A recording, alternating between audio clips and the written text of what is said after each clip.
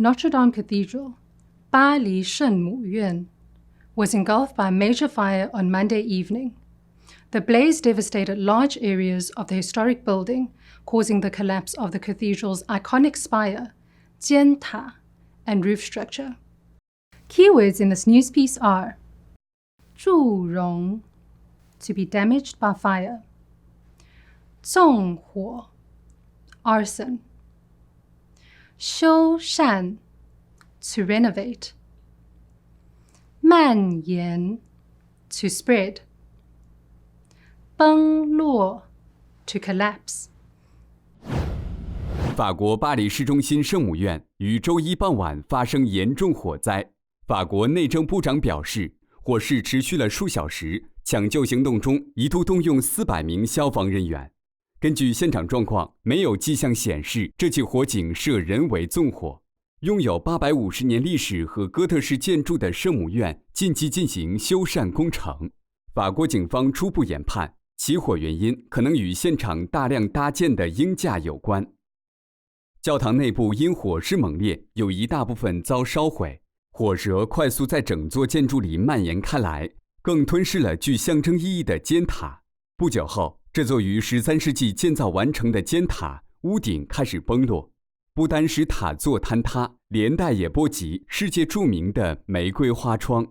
美国财经网站 CNBC 报道，法国总统马克龙表示，我们还在与大火搏斗，但最糟糕的情况已得以避免。他也誓言将展开国际募款活动，重建圣母院。修缮，修和缮都有修理、修补的意思。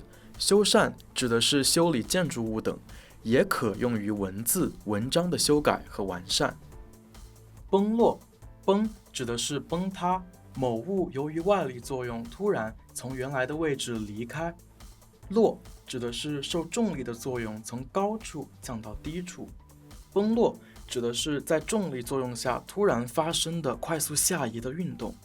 在新闻里指的是塔尖由于大火突然倒下坍塌。纵火，纵指的是人为的、故意的意思，火就是放火。